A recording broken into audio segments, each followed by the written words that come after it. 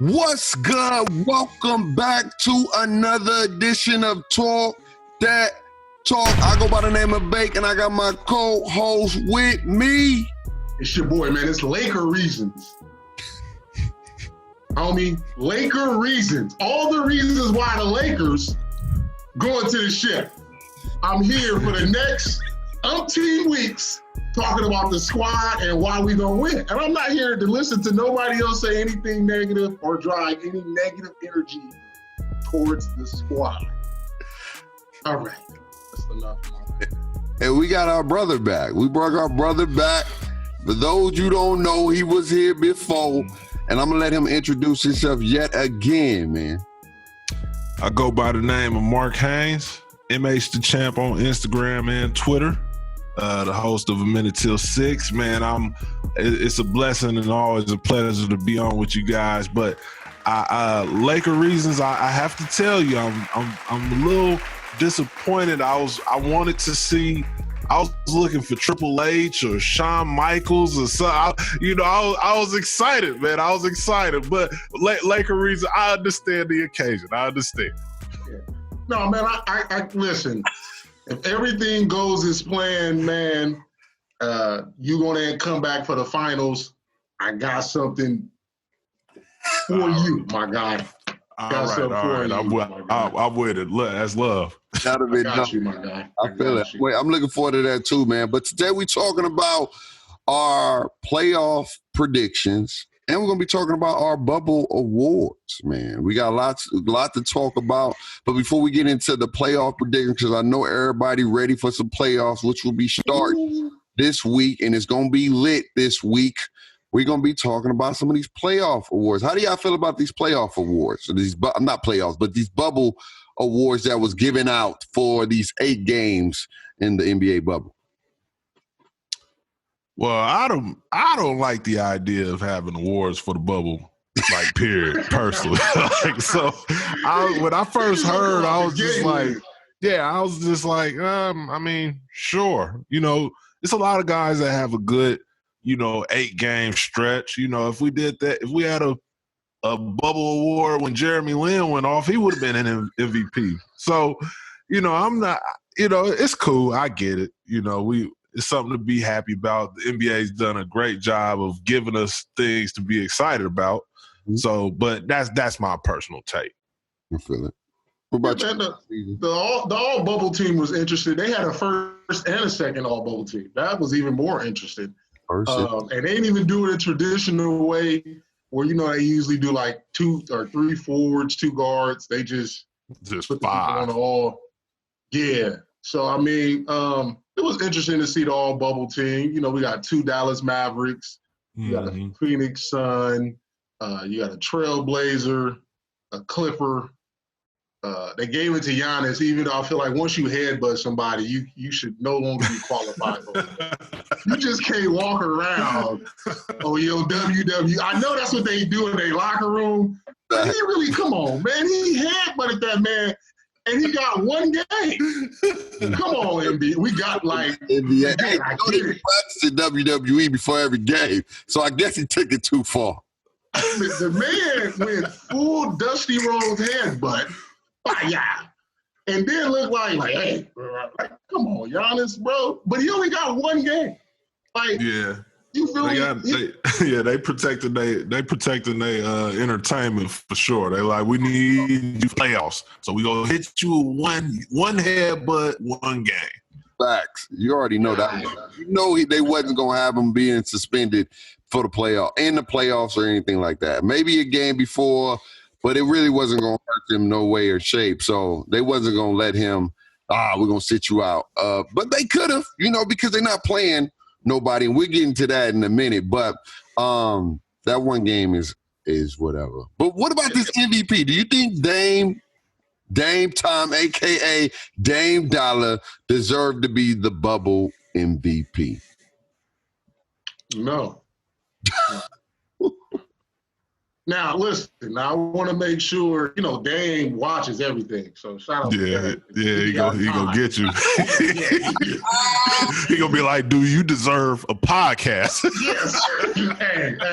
So, I respect the Dame. So, unfortunately, you got to go against the squad.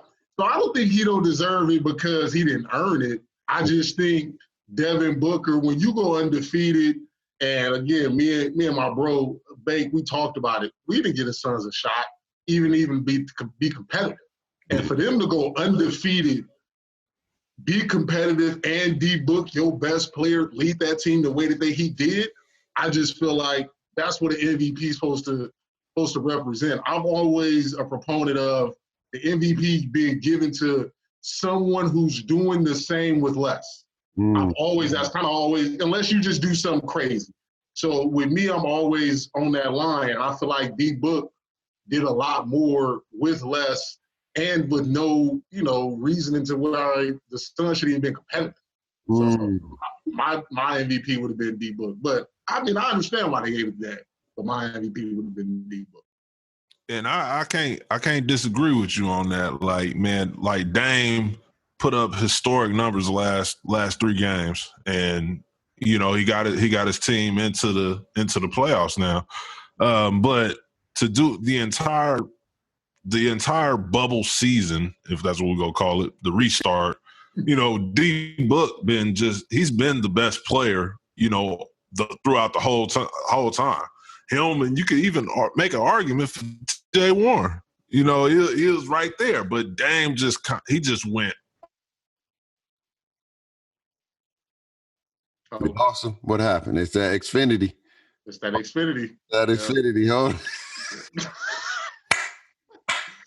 That Comcast. It always gets him though. It is crazy. It's only on when he on with us. Because I watch his podcast, flawless execution. Hey, how long was the internet gone? It was gone for 20 seconds. Hey, man, he got an Xfinity sniper on Mark, man. Mark got an Xfinity sniper just waiting for him. Like, yeah. Keep talking. Bow! Take some of that internet out. Oh, no, bring it back. Bow! Nah, you can't talk. So let's go. What you said? All right, so I'm back. Well, long story short, it was. I didn't care about who won it. I didn't care. Like it was. Like I agree, Book. I don't know if I got cut out on that part, but I agree, Book should have won because he is the best player throughout the whole time. But whatever. We in the playoffs now.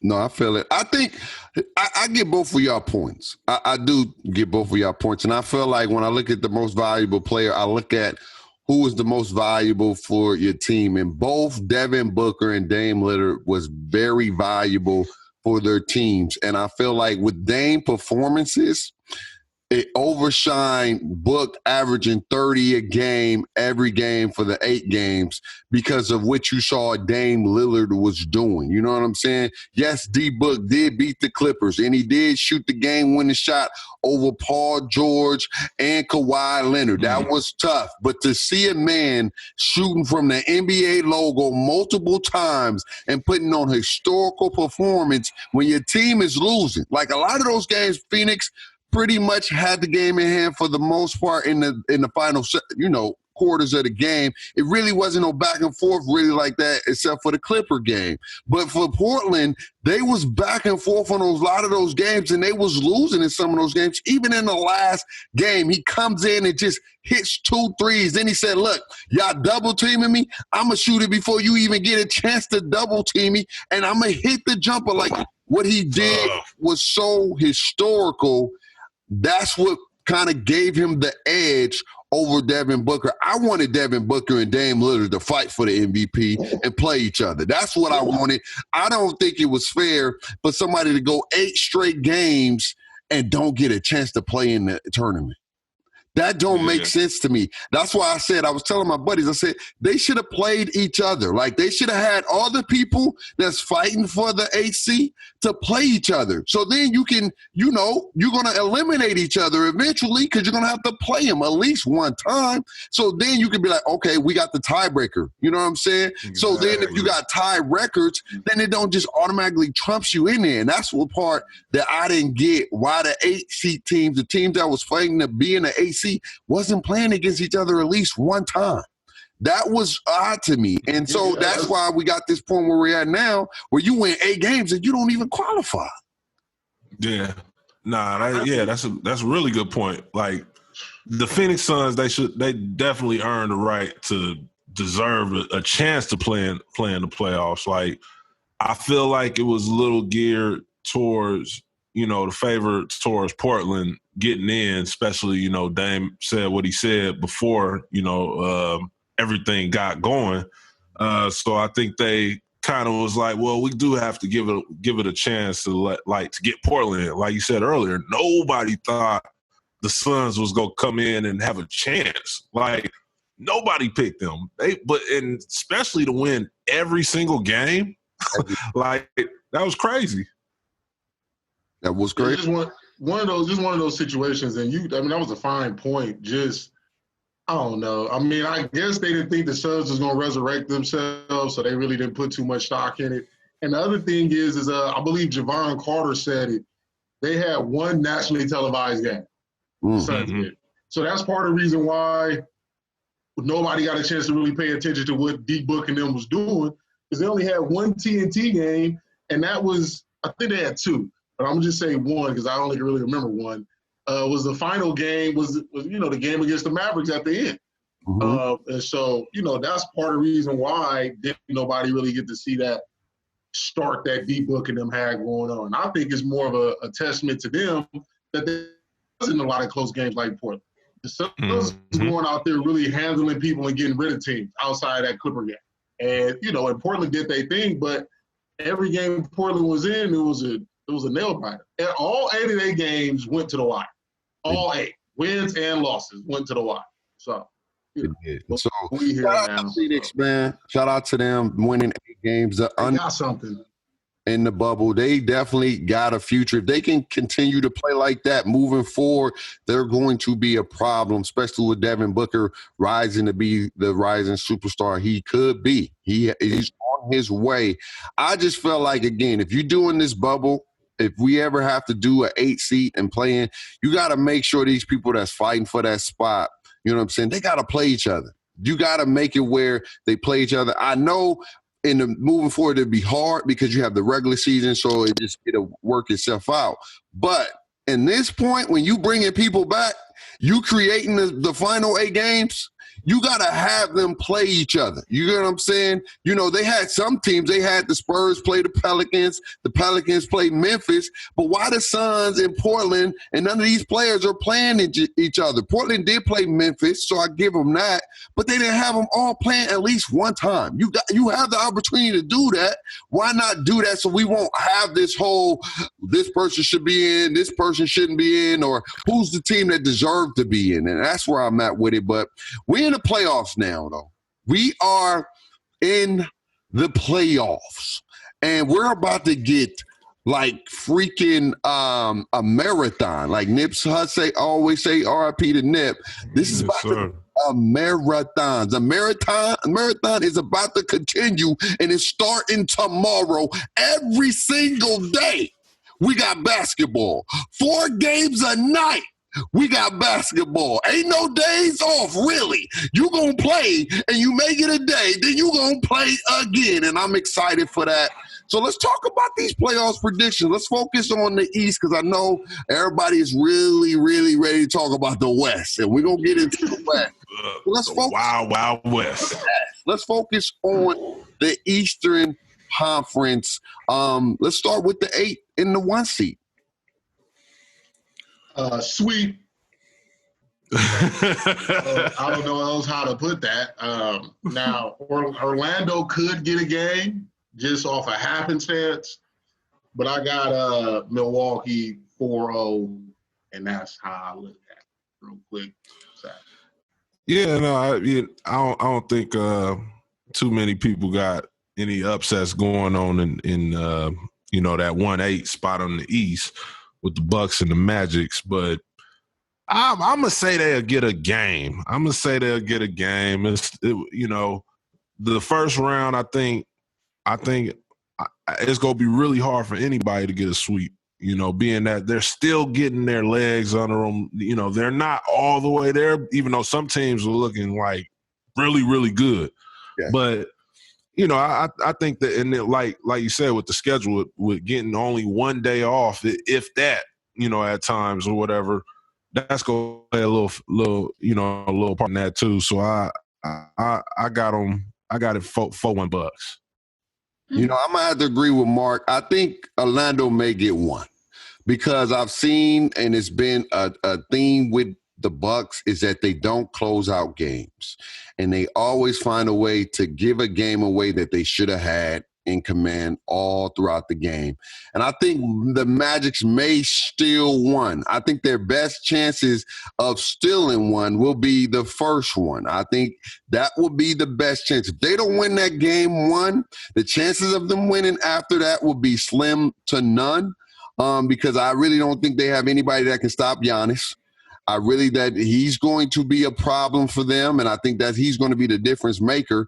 And so if they don't steal that game one when Giannis coming off of suspension, per se, and, this is be the game that Orlando could upset them at least one time in that. Because Orlando, they have little forms where they come and they be like, yo, they play certain teams really, really well. They do. You know what I'm saying? They shouldn't have a chance, but they play teams like they play Philly extremely well. You don't know how the game is close, but it's always close when Orlando plays Philly. So I think Aaron Gordon is going to find a way to motivate his team to at least get one.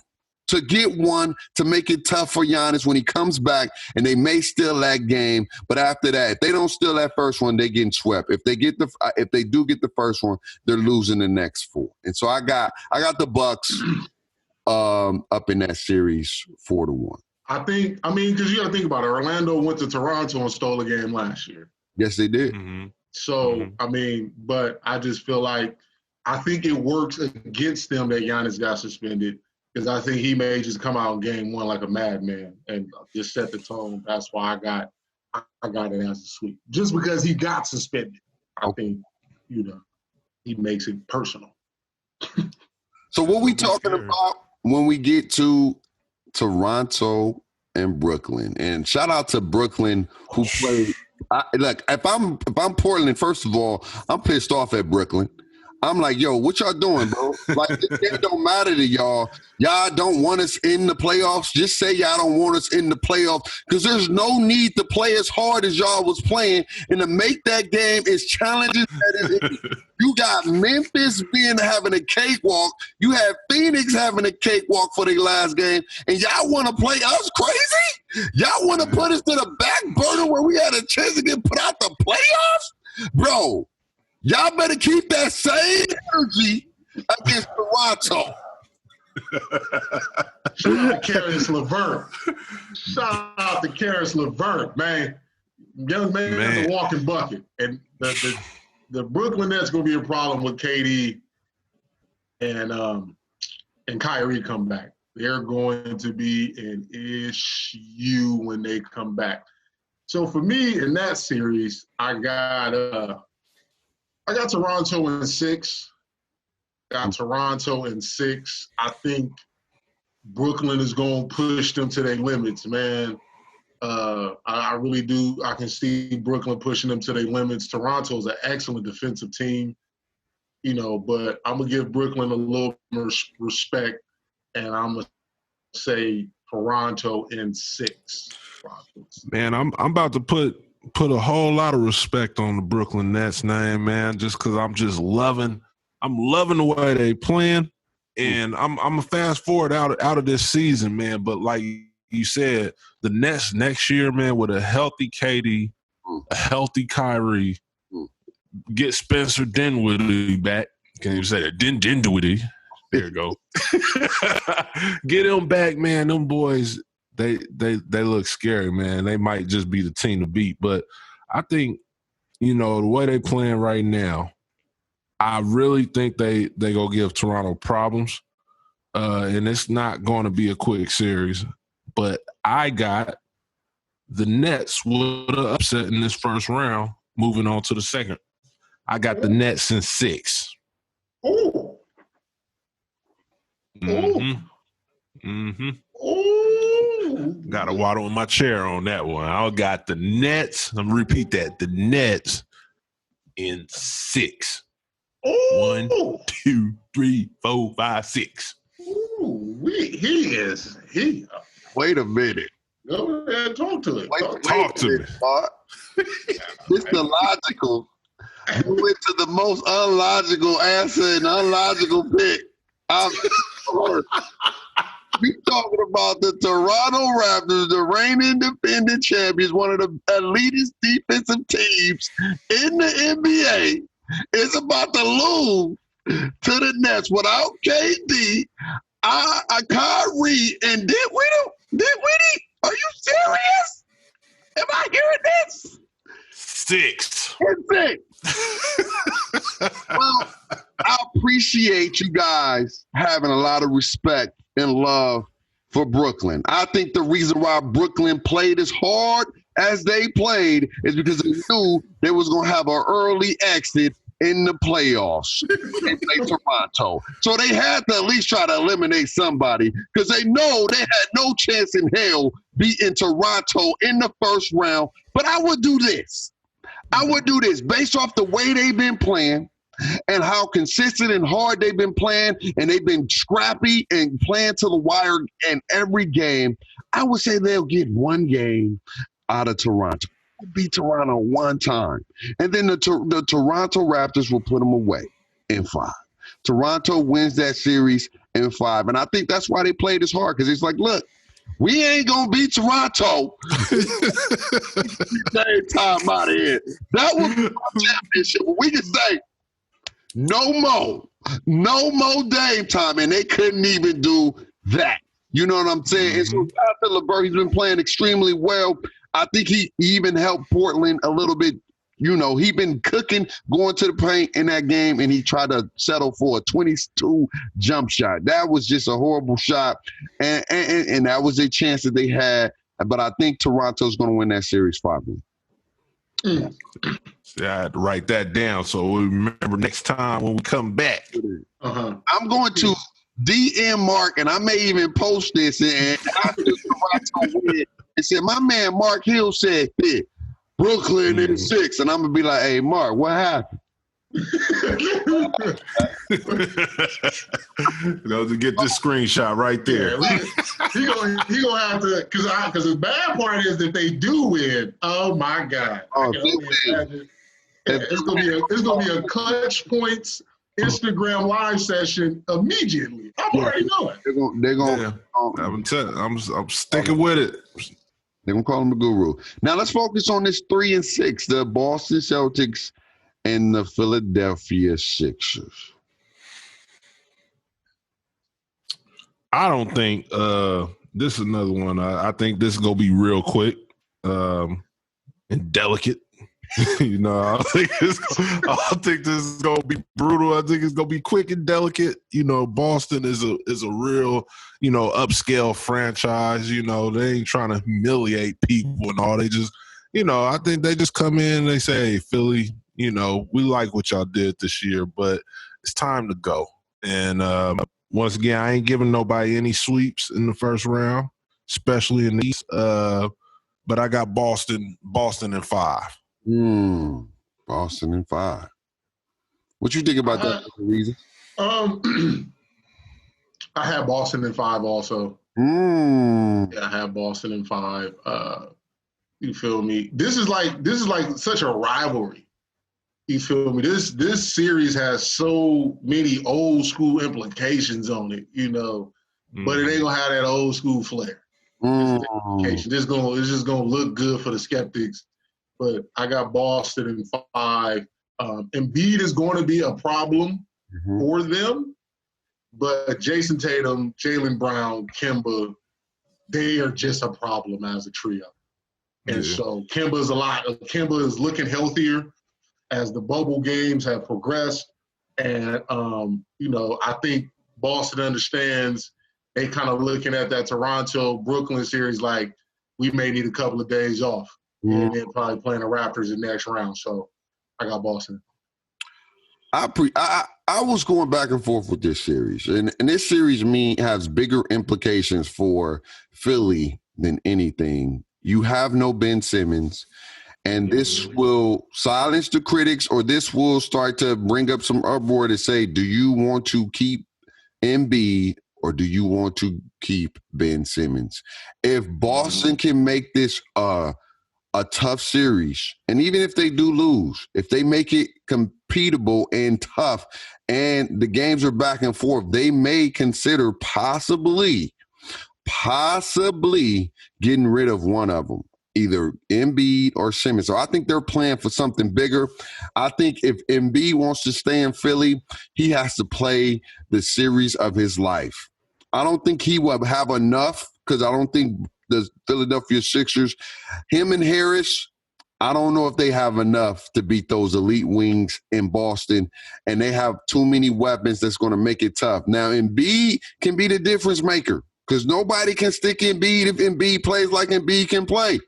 But he's going to have to play like that every single night they play. And could he do it? There's a possibility. Do you see him doing it? I don't know. Embiid still has places he can tap into that he can become unstoppable, make Boston double team him in the post, and then that leaves it up to his other teammates like Harris, like Richardson, to hit those shots, because this is a make or miss lead. If they make the shots, they look like heroes. If they miss the shots, it's a problem.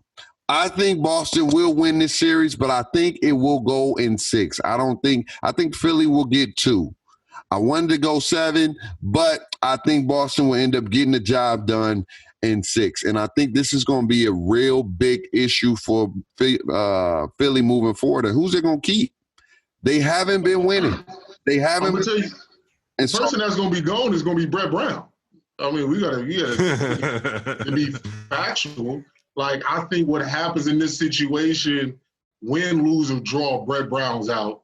And they're going to try to bring somebody else in to figure out this Ben Simmons and Embiid situation. And they'll be together for one more year, whoever the new coach is. And if he can't put it together, and or she, because to me, I feel like they can hire, what's the name from the Spurs. But anyway, if they can't put it together, then one of them got to go. But I think Brett Brown's the one that's fired. Whenever that series is over, new coach comes in, those two stick together for another year. See if somebody else can try to salvage that situation. Okay. I think you could be right. I know somebody's leaving. The coach is the most probability. Somebody go. Somebody's got to stick out. The GM of the team is really going to have to really think about this. Like, we're not winning with this. We're not winning with this. And I know Ben Simmons not playing, so you really can't really be constructive.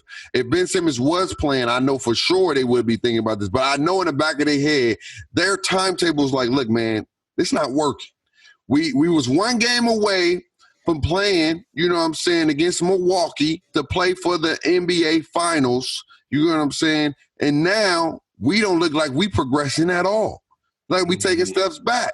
And so there's friction within that team. They don't play together well when they're on the floor together. So this gonna have to come to maybe a brutal end. And I would hate to see that, but I think Philly may be making some trades. Don't be surprised if one of them is gone in the offseason or a little 2 weeks off season, because we're gonna start right where we start or whatever. That's gonna be nuts. Yeah. And I believe what y'all saying, and that is somebody got to go.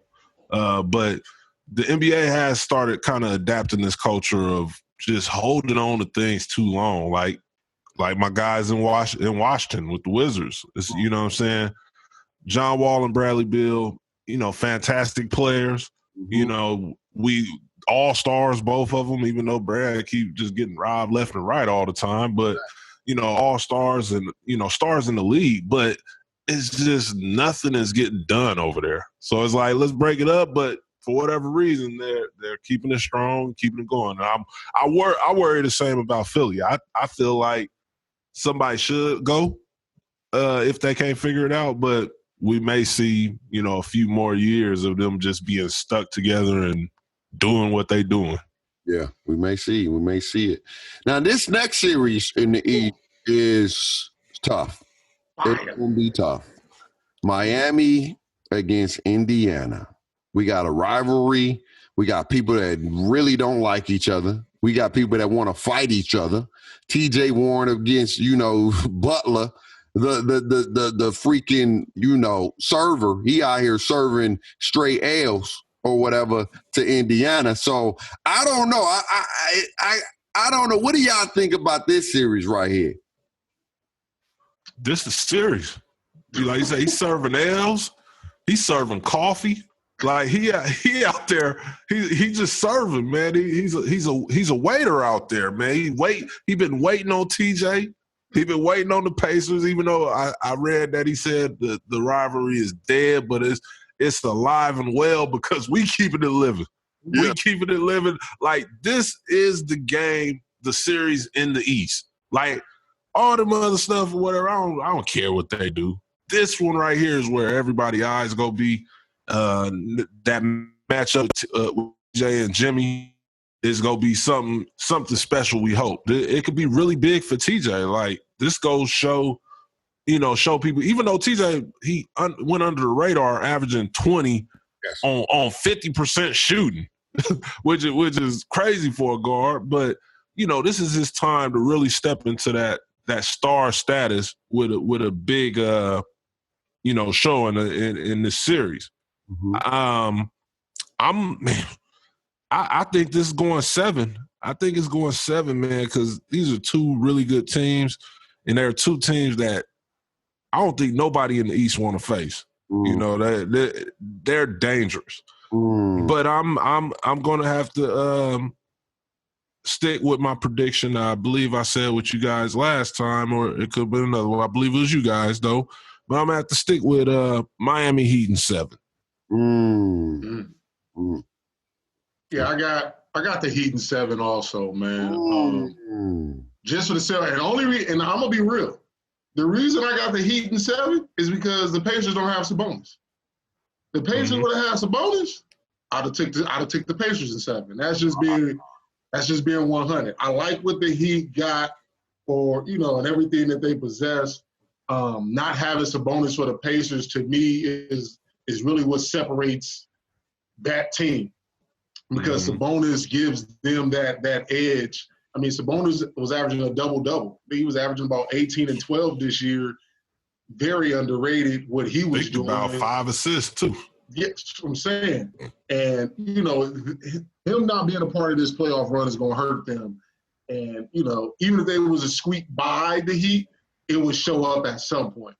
So I got the Heat in 7. This Jimmy Buckets and TJ Warren thing is the one of the biggest reasons why every time that game on, I'm going to make sure my schedule is clear. I'm watching that game.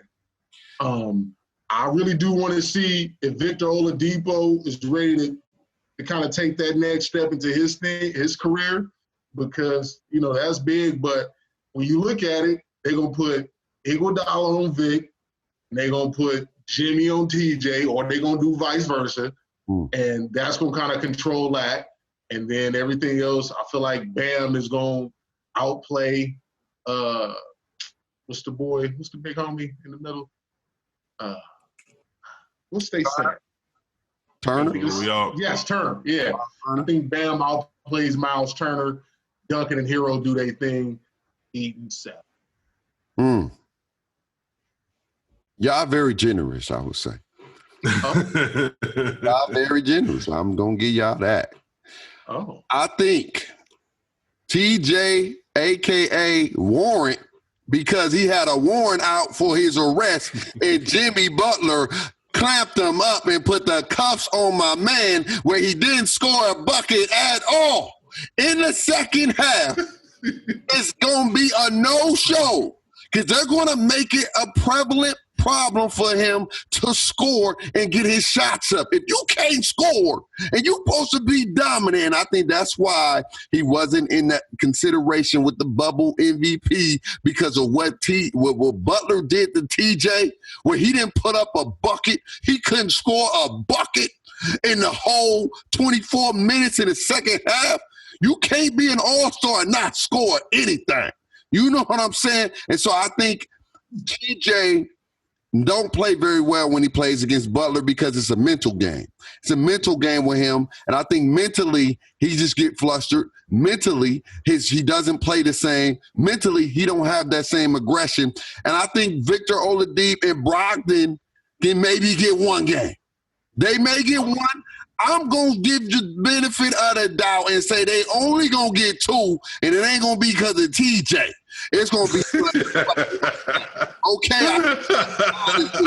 I think TJ, like I said, TJ Warrant got served by my man Butler. He gave him a nice cup of coffee and said, hey, enjoy the playoffs while it lasts. You're going home early back to Indiana where you ain't got no damn thing to do. I got the freaking Heat and 5. That's what I'm going with. The Heat and 5, and it's going to be simple, quick, fast, and in a hurry. And then you can get your espresso. You know what I'm saying? Get your espresso to go from my man Butler because TJ Warrant ain't going to be nowhere to be found to play the Miami Heat. TJ may go off just because you coming at him like this. And it's right. I only can call a spade, man. You don't score in the – you know what this is. I don't care what nobody say. This is a rivalry. This is a beef. You got a man coming at you crazy, say you ain't even on his league, and you have the opportunity to play him. You don't show up. You don't show up. You don't show up. He was waiting. He was waiting for the playoffs. He was waiting for the big stage. He said everything was locked up in the bubble. He was waiting. I want to see it. I want to see that 28 when he hitting on the Lakers for the games. I want to see that against Miami. I'm just saying, I just got to be honest. But that's on the East right now. That's on the East. We're gonna let Mark give his final predictions once we go over the West, and then we're going to come back to that, to his overall predictions, because me and my man Laker Reason's going to be going week to week as far as like these predictions and who we got seeing round by round or whatever the case may be to keep it going. But here we go with the West. This is probably the toughest first round game ever in NBA history. That's in my opinion. The Lakers versus Portland, who's really not an 8 seed. Let's just go out there and throw that. They're not an 8 seed, but they're playing at an 8 seed because of the circumstance. I think they would have got a higher seed if the season would have played out, to be honest with you. But technically, they're an 8 seed here. How y'all see this going first round? Well, I have to say, man, like it's like you said, this ain't no typical AFC at all. Like they're legit. I think if they were healthy all season, I think they're a legit 3 or 4 seed. Mm-hmm. But with that being said, I still think the Lakers would still be in the position that they're in right now, which is the number one seed in the West, which means they would have to be the better team, which I still believe they are the better team. I think it'll be tough. I think it'll be exciting. I got the Lakers winning it in 6. I want to say 5, but I got them winning it in 6. Because one thing, and I know I've met Dame and know him personally, obviously, but one thing I noticed about his playoff games, he plays with a chip on his shoulder, you know. And if you talk crazy to him, you do something to him, you know, the boy will go off. But we haven't really seen that same Damian Lillard on a team that we don't got no problems with you. We love you. You know, we good. You know, Bron show love, AD show love. You know, no issues. That's when he kind of calms down. Now, if somebody, you know, light the fire up under him this series, then I might start backtracking on that. But I got the Lakers in 6. What about you, Laker reasons? You already know what I got. I ain't know why we even visit this situation. With how many games though? Anyway, so after further review, Portland scared me to begin with. I was nervous. I used to sit back and playoff. You said that last week. Yeah, I said that, right? I said that. I said it a few times. Portland's not the team I want to see. But after watching 8 games of Portland, anybody worried about no damn Portland Trailblazers? Ain't nothing in Oregon. You know, Portland is the only city that has never hosted an All-Star game because they can't afford a big enough hotel. The hell I'm gonna be worried about a team that can't put an All-Star game in their city. See, you're going to reap what you sow because Dame Lillard probably going to watch that and be like, oh, ain't nothing in. Hey, listen, I'm not disrespecting Dame. I'm disrespecting the team. He just so happened to be on that team. You feel me? Dame is great. Portland is trash. It's just kind of how I look at it. I'm going to call a spade a spade. I'm going to use one of your quotes. Look, man, at the end of the day, Dame and CJ got this hurt back. Now, you know, he gonna downplay it because that's the professional that he is, and he's good. But, I mean, if you're really coaching, why, like I look at Memphis. They weren't even making CJ explode to the rim. They were just letting him dance. You only can dance if you're given the room to dance. But once you get up into somebody playing defense, now he got to explode and go to the basket a little more. Y'all allowing him to play his game by not having to be explosive. I think the Lakers make him become a little bit more explosive. You also saw in the last few games when you kind of blitz Damian Lillard on that pick and roll, and you make Nurkic and other people become decision makers, they're not as good. So that's that. The other thing is, who in the hell on Portland gonna guard LeBron James? They got the defensive specialist, Melo. Come on, man. They have no one on LeBron. Zach Collins is hurt with a whole little ankle injury. So that means AD is going to eat. My only concern for the Lakers is knocking down shots. If the Lakers can they ain't even got to knock down all. The Lakers can shoot between 35 to 40% from the three. Oh, this is over quickly. Quick, fast, and a hurry. So I got the Lakers in 5. I was just about to say, Mark, before I give you my prediction. I would have been a little more. I would have been a little more afraid of the Blazers, or I would have even pushed it maybe to a 7-game series if they still had Trevor Ariza. Because, like you said, who could guard LeBron? Trevor can't guard him. Nobody could guard him, but he would have been able to give them problems and it kind of wear them down a little bit. But like you say, with Melo guarding them, I'm sure Melo's gonna put a really good effort into doing it. But it's LeBron. It's the king. So, but yeah, that's all I was gonna say. I feel it. I mean, both of y'all got valid points. Definitely got valid points. I don't want to underestimate Portland. Portland is a team, if they hit shots, they become a problem. And with the Lakers, we've seen in these bubbles in the playoff, they have been one of the worst teams in the bubble at dang near every statistical stat. Offensively, yes. And even defensively, they allow the most three-pointers, highest three-pointer percentage in the bubble, if I'm not mistaken. And we can look it up. But this is going to be the thing, okay? We know Dame is going to do his thing. We can count on that. Now, here's the issue where I may have, and it's with what is going to be the mindset of everybody else on that Laker team. We know LeBron, we got playoff LeBron. I don't know how he's going to play first game, but I'm just going based off history. LeBron is a different player in the playoffs. We know that. AD can be a problem in the playoffs. We've seen it before when he was on New Orleans and he beat the Portland Trail Blazers.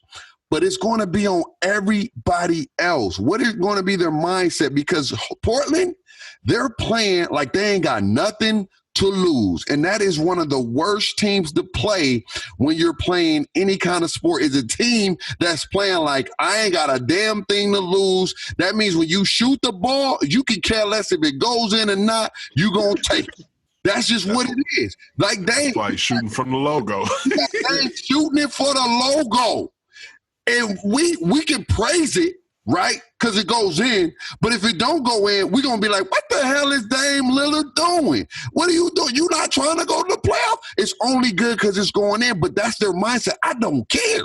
I'm jacking this thing. Either it go in or it don't go in. I don't care. I'm trying to do whatever it takes to win.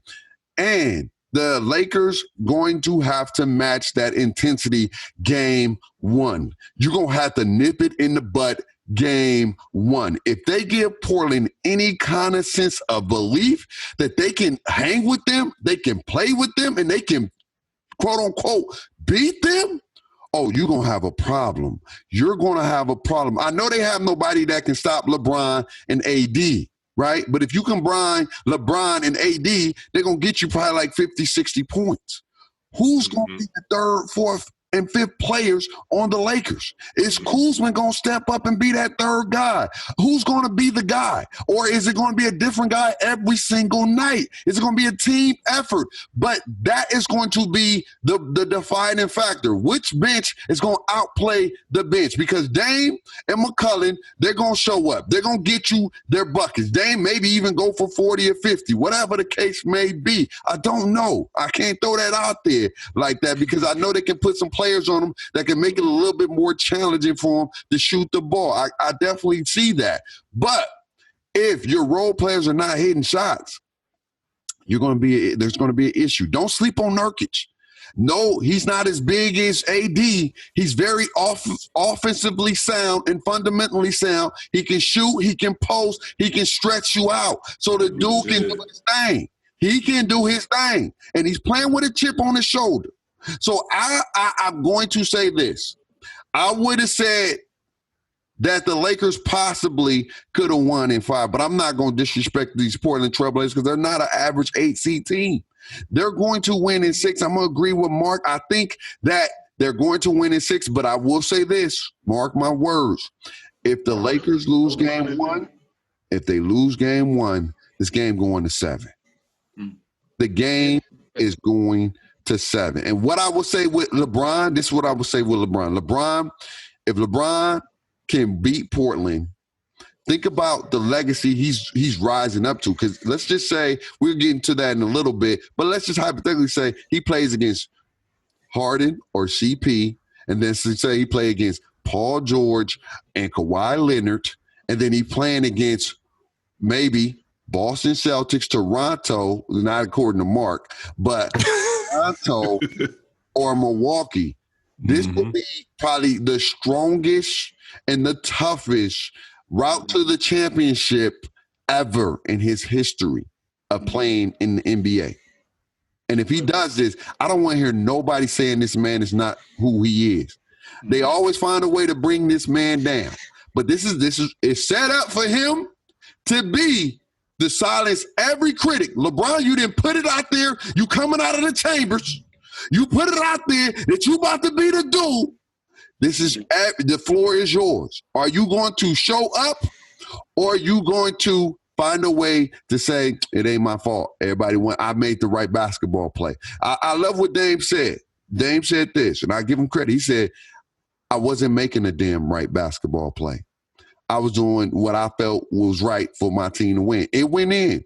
And that to live with that means you got to have the heart to say, if we lose, it's on me, and I'm okay with that. Will LeBron have that ability to feel that way and say, look, I'm going to do whatever it takes. I may can pass it to you, but I'm going to take this shot, and I'm going to live with the results, and I'm going to own up to that. If we lose, I'm going to say it was on me. I got to play better and not say, I did what I could. Players didn't make shots. They didn't happen. And you know what I'm saying? That's what I'm saying. I'm looking at my man's face. Reasons. I can tell you got something to say. Because I remember, man, when you first came on the show, Mark, we had the whole who's Mount Rushmore's great blase rock. Mm-hmm.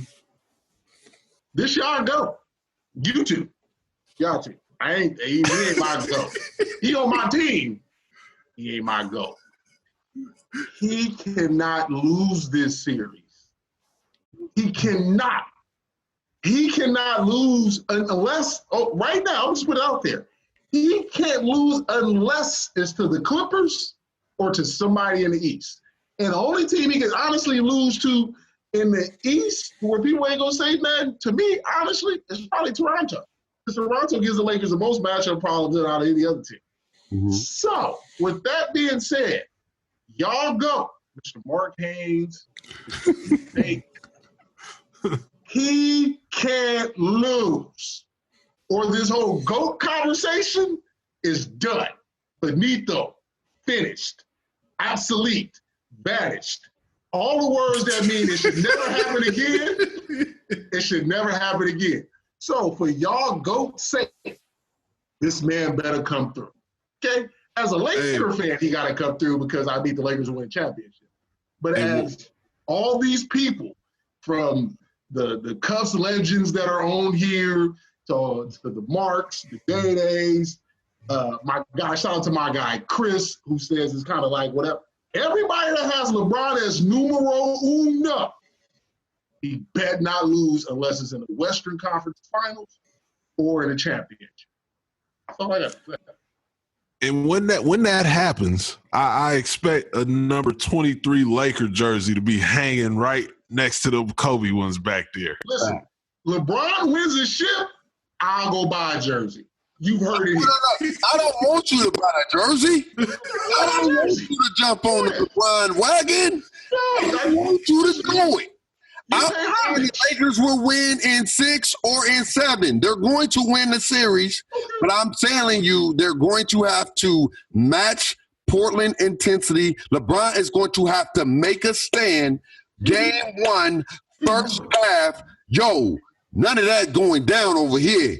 Ain't no game time. I love you. I got nothing but respect for you. It's only business. I'm not shaking your hand. Wooty-woo. No, I'm here to put you out right now. After you leave, I can show you love. Hey, man, get home safe. But I'm telling you, if he don't match it, that was a good one. Get home safe.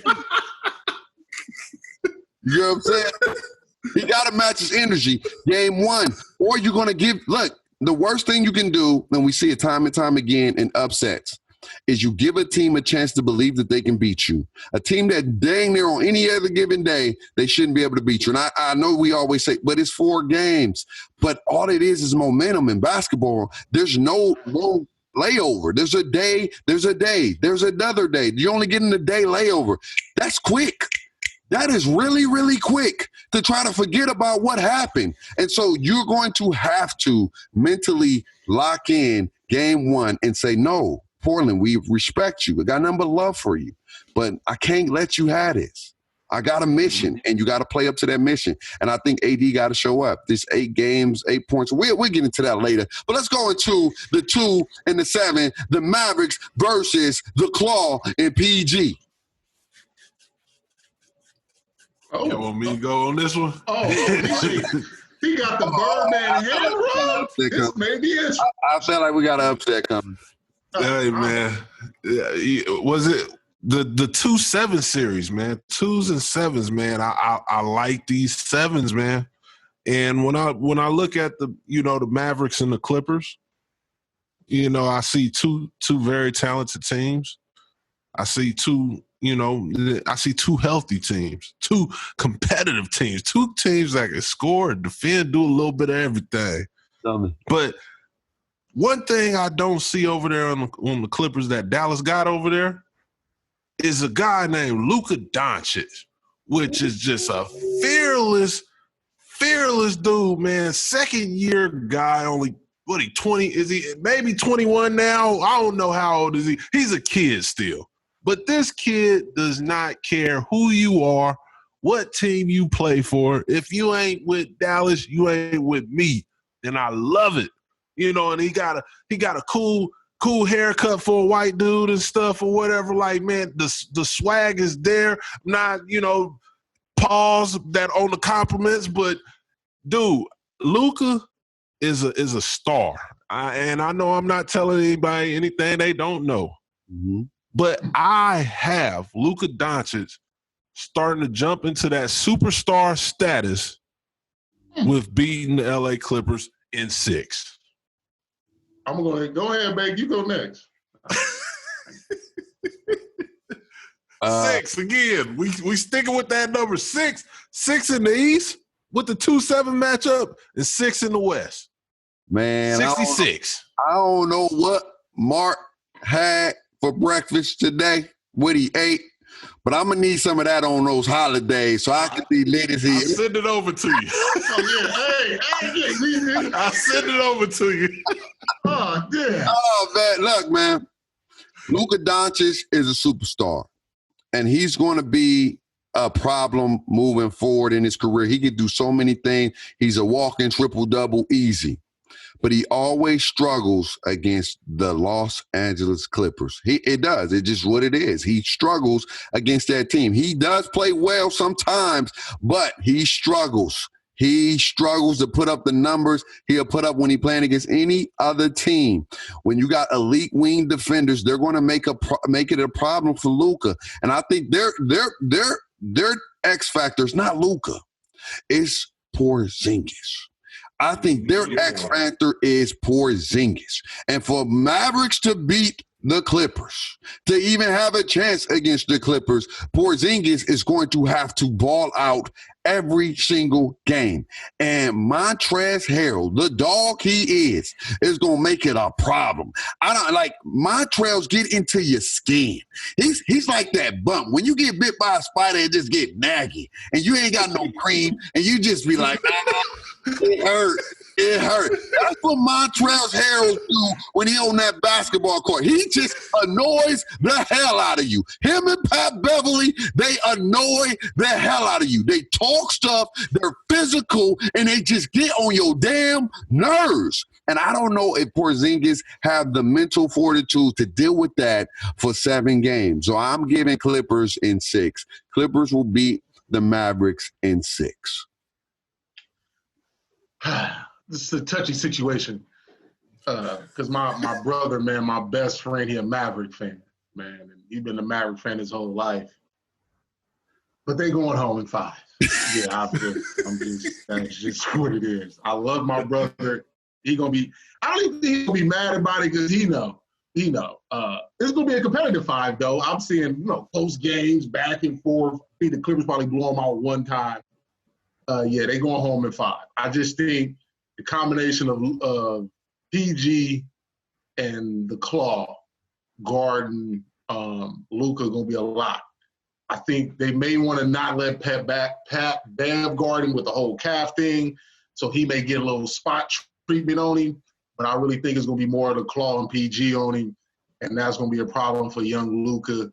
He is emerging, and he's on his way. But I just think Dallas doesn't have enough around him. Him and KP are cool, and they don't need like a third star. They just need a third something. You know what I mean? Just something else that can kind of like do a little more, kind of like a Lou Will to the Clippers. You just need something else. Mm-hmm. So I got Clippers in 5. I feel you. We'll see. We'll definitely see. Now, let's go into this 3 versus 6. I'm going to take this right here. I'm going first. Go ahead. I got the Nuggets giving out 20 pieces to the Utah Jazz. And that's going to be a sweep. That's going to be my sweep. Any barbecue sauce with that? They're just straight. They're going to get the barbecue sauce, the sweet and sour, and maybe eat some tangy wacky on the way out. They're going to give them the full care package to say, hey, Jazz, keep playing music. Just don't play that type of music in Miami. Let's go. Quick, fast, in a hurry.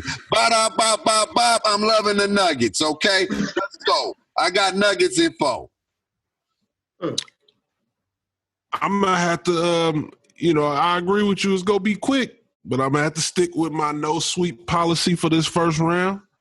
And, but it's definitely the Nuggets, man. The way, the Joker, it's crazy. I bring him up first because he's the star of the team, but That's not who we've been talking about.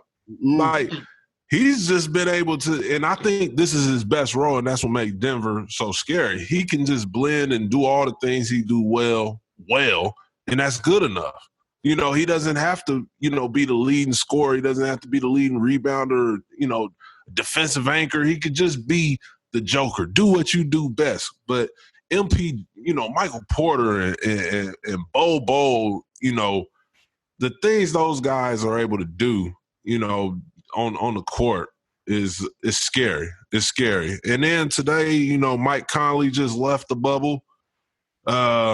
He got to come back. He going to have to quarantine and, you know, all that stuff. You know, Donovan Mitchell sent him out a congratulations, you know, on the baby and stuff, you know, family first, even though deep down inside he's really like, oh, my God, why now? Why now? This could have happened 2 weeks ago. Yeah. So, yeah, you know, I think they go get one for Mike Conley. That's what I think they do. Okay. Yeah, I'm going to go ahead and echo your sentiments, bro. 20-piece. 20-piece. Nuggets. I'm gonna also go with Mark, though, and say it in 5. Just out of respect for Utah and they Jazz. You feel me? They're going to be heading back to the Mormon country quick, fast, in a hurry. Yeah. You know, solid 20-piece. They gonna get more of a Burger King 20-piece, McDonald's 20-piece. Wow, you like Burger King? And I don't like it. I'm just saying that's why it's gonna be. That's what I'm saying. That's why it's gonna be a Burger King 20-piece. Because I think it's just gonna be an ugly series. I just think it's not. It's gonna be just one of those series where the Nuggets win, but every game is interesting, and then the Nuggets just kind of pull away. I don't think they're gonna just run up. You know. I think it's just gonna be one of them because I don't see the Nuggets just manhandle because Gobert can handle his own with Jokic, and that's what gives them a slight chance to make it interesting for 5 games.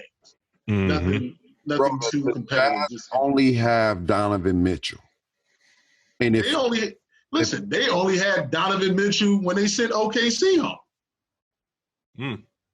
What year was that they sent OKC home? When Playoff P showed up.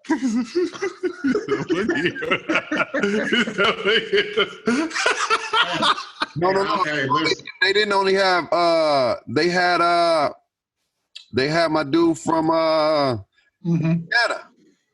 They had Ron Bogdanovich. He wasn't on the team. Yes, he was. Bogdanovich. Bogdanovich just got to the Jazz, if I'm not mistaken, right? Or no, he went to India. Or did he switch? Yeah, he's in Indiana now, right? I was trying to figure that out too. No, he came from Indiana to He's Utah. in Brook. Where is he? we all turned into Barkley over here. Yeah, we gotta figure out where Bogdanovich at. Who he play for? Because Bogdanovich was on the Jazz. He's on the Jazz now, but he's hurt because he came from Indiana. Yeah, man, they only had Donovan Mitchell when they sent OKC home. I'm trying to see. Listen, boy, I'm good at this. Okay, Playoff P, Melo, and Russ got sent home by Donovan Mitchell and Rudy Gobert. Come on, man. Yeah, he was Utah. Yeah. No, I feel you. I have to look at that, but like I said, I think the Nuggets got too many weapons for Utah, and that's why even with Donovan Mitchell, amazing performance, he's not going to be enough to get a game. And it's no disrespect to the Jazz. They don't. A lot of the players don't show up, but D. Mitch. And even though Gobert does his thing for rebounds and lobs, but after that, what else he gonna do? Some putbacks? I mean, but just saying. I got him getting swept, and I'm gonna have my broom ready when it happens. And I'm gonna send my 20-piece in my regards to Conley and his newborn. Shout out to him, man. Now let's go into I believe the series. I don't know what these 4 and 5s. The 4-5 is what it's at. 4 and 5s, man. Both sides are a problem. Okay? I don't know. I'm going to let y'all take this one first. I don't know, really. I'm still thinking about it. Oh, you want me to be honest? I got you right here. I got you. This is probably the more unconventional pick of my time. I got OKC in 6. No rush. They up out of here. CP3 has a point to prove. Okay? You feel me? Even though he will be going home that next round. But right now, CP3 is a first-round assassin. He gets it done in the first round. Think about it. He done took down the Spurs in the first round. He done took down the Warriors in the first round. He's had some pretty first-round magic in him. And it's going to continue here. And they playing the Rockets. Oh, and there's no Russell Westbrook for a few games. So remember, a few games usually mean 3. It ain't that many in a series. You can't just miss 3 to 4 games and then come in off a quad injury, not the way Russ plays. That quad injury is for real. I mean, we can hope that he comes back, but the quad injury is for real because of how he plays. He's a very explosive player, so that's going to take a little bit away. So I got OKC in 6. Chris Paul does what he does, but the biggest thing is I feel like Adams averages 20 and 12 for the series. 20 Adams is beast. I like Adams. Oh, we lost him. Uh-oh. Yep. Oh. Ba-da-ba-ba-ba. Bow. Mark, we gone. Mark. Yeah. We can't hear you. So, all right, I'm back. So, soon as I look up and I see everybody head shake, I'm like, oh, yeah, it did it. Well, anyways, I said, this is going to be a really, really tough one. You know, like, I'm with Bake, man. Like, I went back and forth on it, but even without Russ, I think this is going 7. And, man, I'm looking down at both of their logos like that's going to help me decide.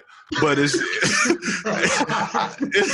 that tough. It's that tough, man. But it's, you know, in Chris Paul and James Harden, we've seen over their careers that they came up short in big moments. And this is a situation where somebody got to win. So one of the two is going to have to show up. And this is like, it's the first round, but this is huge. This is huge. Like you said, even though they're going home, both teams, whoever come out, they're going home the next round. But this is a statement right here. And I'm gonna go OKC, man. I'm gonna come up with another upset, say OKC. We doubted them all year. We doubted them. We didn't think they'd be this good. We didn't think they had a chance at the playoffs. They had the lowest percent thing, ratio or whatever, and they're here. So I'm gonna keep riding with them. I'm putting my money with Chris Paul and winning in 7th. Man, this series was hard, and it's a touchy series for you. Huh? Touchy one because I love CP. I love James Harden too. I love, he's doing his thing. I don't know if his style will resemble winning. There's no knock to him. I just think you need to be able to get more ball flow and more movement in the offense instead of just dribble, drive, and kick. Because sometimes it just doesn't work. Sometimes you need some different options or whatever. Shout out to the Lakers when they beat. Who did they beat that game? It was when Kuzma hit that game winner 3 or whatever the case. The Nuggets. That just something like that. You don't need it all the time, but you need to sprinkle those sets in to give yourself some different kind of variety of how you play. No rush for a few games may be the real deciding factor for the OKC Thunder getting past Houston. I think this game is going to go to 7. I think this would be Chris Paul's greatest redemption, like, hey, you said I wasn't going to be nothing. You kicked me out of Houston because you didn't like me trying to help us become a better team. And now I took a team that everybody thought full of nobodies, would never make the playoffs, and not just the playoff, the Western Conference playoffs, where it's very, very rigorous and tough in the West. And not only am I not an 8th or a 7th seat, but I'm at a 5 seat in the top. Five. So I think Chris Paul, I love this intensity. I love the series. This is what I wanted. I wanted to see the back and forth. I want to see these dudes with the grit. I want to see them go to war.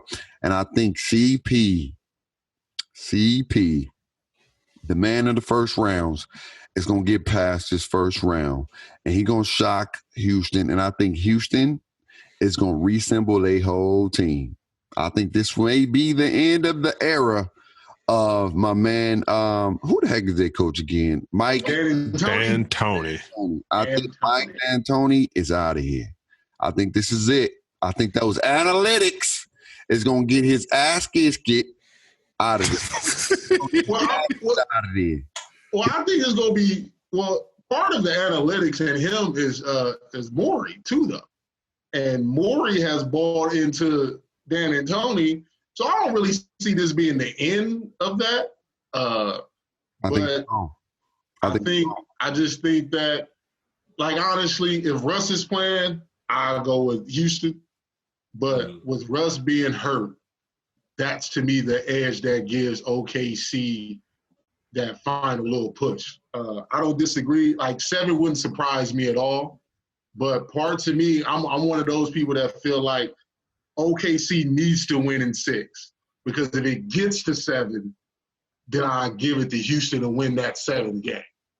I want them to win in 6 because I think they just need to win in 6. That's just me. I just think they need to win in 6 to avoid a 7th game because they're young and they got so much youth. Even though it's no fans, a 7th game is a 7th game, and you got to be ready for that moment. And, I just think that experience, that inexperience will kind of hurt them in that 7th game. Chris Paul will be fine, but the rest of the young guys, that's why I feel like they got to win in 6. I think you got a point, but I think I wouldn't be surprised, and everybody about to look at me crazy when I say this, if OKC win in 5.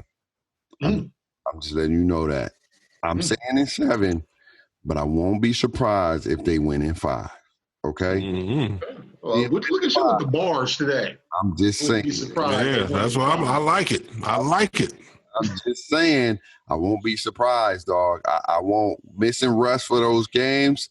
And when he come back, he's not going to be 100%. When you pull up one of those little soft tissues, bro, that continues to linger on until like 4 or 5 months after. And you got to rest. Ask why. You're not going to be able to be explosive. You're going to be, and that's why it's making me really think that they may win in 5 games. I'm just being honest with you. James is an amazing player, but I don't think they're going to have enough. I really don't. I don't think they're going to have enough. But we'll see. We'll see. So except for the hot seat, we're going to let my man Mark finish out his brackets, because me and Lakers reasons, we got to keep going. We're going to go round by round, and then we're going to give our predictions round by round. Who escapes the second round? But we're going to let my man Mark, because we know he's a busy brother, and we're going to bring him back for the final. So let's see if his brackets and his teams end up. So finishing with the East, who do you got getting out of the second rounds? So second rounds, I got Miami versus the Bucks. I got Boston versus the Nets. I got Boston beating the Nets, getting to the conference finals. Okay. And I'm just because I want to keep risky business each round. I'm going to say Miami's going to beat the Bucks. And we going to have a conference finals matchup between Miami and Boston. Ooh. Which, like I said, I'm going to keep the risky business of, especially in the East. I got Miami making it to the finals. I got them making it to the finals. Then when I go out west, you know, well, when I go out west, do I need to actually break down who, like, what order they going home, or do I just say, you know, it's the Lakers is there? That's all I would just say. The Lakers are there. So I got Lakers and Miami in the finals. Lakers and Miami in the finals. That sounds like it can definitely happen. Miami is a team that could surprise a lot of people, especially if they hitting from behind the arc. Right now, don't be surprised. I'm not surprised by that pick. I'm definitely not surprised by that pick because Miami plays everybody extremely well. And if you lock up Giannis, which is hard to do, but if you can make it tough for Giannis, then Milwaukee struggles. They struggle a lot. And so Mark may be on to something. I'm rocking with it, man, especially with this bubble and how it's back and forth and the way Miami is shooting. Yeah. So Lakers Heat. I like it. I do like it. I like the prediction. That's a realistic prediction that it can definitely happen. But man, what a show, man. What an amazing show. Playoffs. Hold up real quick. I know we talking basketball and all that good stuff, but Mark, I just want to get your opinion. What's up with your boy in Seattle? Bringing chicks to the hotel room and getting cut. Like, how did what man, I want your opinion. I've been waiting all week to hear both of y'all take. Oh, you know, come on, man. I mean, it's like, come on, bro. Oh, pause. We can't. Yeah.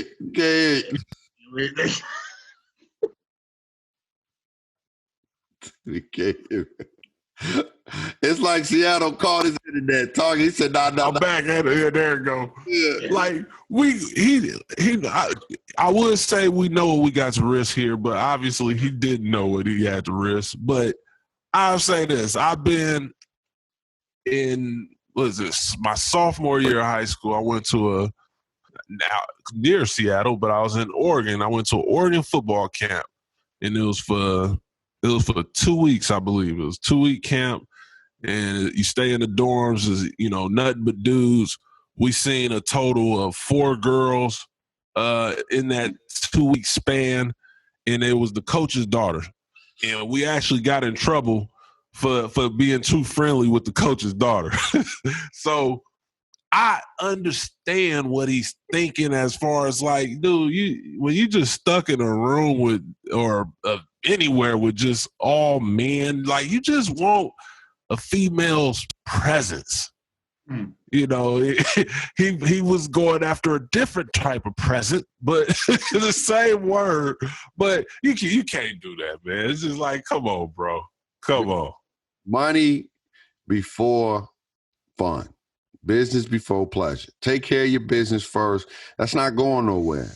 And I don't even think that was his girlfriend. I think it was just some girl he was just talking to or whatever the case may be. And so the disguiser is Seattle Seahawks. Yeah, you gotta be smart, man. It's not that, bro. If it's really that bad for you, then playing in the NFL is not that important for you. That's just what it is. It's not that important to risk your job for maybe 20 minutes, 30 minutes. You're gonna give it the best of your life for 1 hour and risk a whole 9 months of possibly playing football. Now, a team may pick you up later, or they may pick you up. They can't trust him. I know. That's what I'm saying. Like, you risked your career over a 1 hour lifetime of fun. Tops. Now, I'm going to be honest. Now, you go longer than an hour, man. Kudos to you. I'm being a big brother right here. You baby only going to give it 30 minutes of the best of your life. And I know if you was that desperate, you only probably got 5 good ones in you. 5 minutes in you, and that's a wrap. So is 5 minutes really worth your check, your future, If that's the case, then you really gotta. I don't like to beat a man while he's down. Hopefully, no pun intended, huh? No pun intended. Hopefully, he can come back from this and he learn from his mistakes. But you got to be smarter than that, man. You got to be smarter than that. That's not the way to do it. And then you try to dress her in the team clothes. Like I think the coach would have respected you more if you're like, hey, coach. Look, I need to go visit family, or I need to go see somebody. Is it okay? Listen. This is bad judgment. You're a rookie, and you was an undrafted rookie. So that means your string is shorter than all other strings in the building. Very short string. Mm-hmm. B, because you're a rookie, you can't act like a big dog, right? You feel me? You met the chick, there are cars, there are parking lots. You got to figure this one out. You can't bring her back to the facility because of the whole COVID situation. It's a lot going on.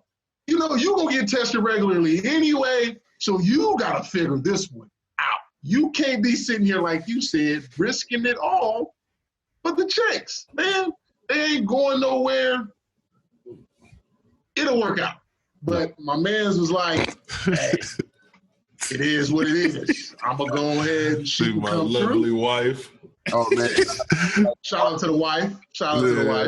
Man. And yeah, so that's, I just wanted to get y'all take on my man's bad judgment. Cut. Yeah, I was like, that was perfect time. I was like, I'm not sneaking women in here. I'm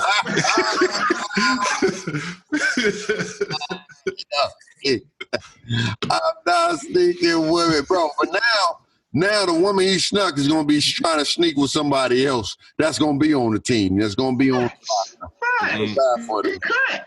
What do you bring to the table? You can't give me no more Seattle gear. What do you bring to the table? Anyway, man, we had a dope show, man. Any last word before we get up out of here? Mark, what you want to say to the people before we get up out of here, man? Hey, first I want to thank y'all as always, man. It's a pleasure. Have fun, man. Like I said last time, anytime y'all need me, you know, I'm here, and I'm, you know, any advice, whatever. You know, I love y'all show, man, and I appreciate you guys giving me your platform to come talk with y'all. You know, follow me at MH the Champ on Instagram and Twitter. Follow the podcast A Minute Till 6, and follow. I was gonna say like it's mine. I was gonna say my wine, Fit Vine Wine, but one of my sponsors or whatever. Check out my interviews. I got one coming up today at 5 p.m. So yeah, thank you guys for having me, man. Big facts, man. Always love over here. Always love, man. Laker reasons. What you got to say to people before we get up out of here, man? Oh, man, just hey, stay tuned, baby. You know, Lakers is here. It's been 6 long years. And if LeBron wants to get his statue or his Mount Rushmore on the East Coast, on my Mount Rushmore, he got to bring us home a title. Gotta bring us home a title. He just trying to get his jerseys sitting back there with Kobe, right? That's all he wants. He bring a title. He have a jersey up here. I go get a LeBron jersey, you know, because, you know, I don't dislike LeBron. I just feel like you got to earn that up there. You feel me? You got to earn that up there. I feel you. And we will see. We're going to bring back Mark when the finals is coming, and it's going to be, I believe, in October. Finals is going to be in October, if I'm not mistaken. Yeah. So in October, we're going to be in October. Yeah, we're going to bring my man Mark back, and we're going to talk about our finals prediction, who wins it. Maybe it's the Lakers. Maybe it's the Heat. I hope it's the Lakers. I want to see LeBron get another ring.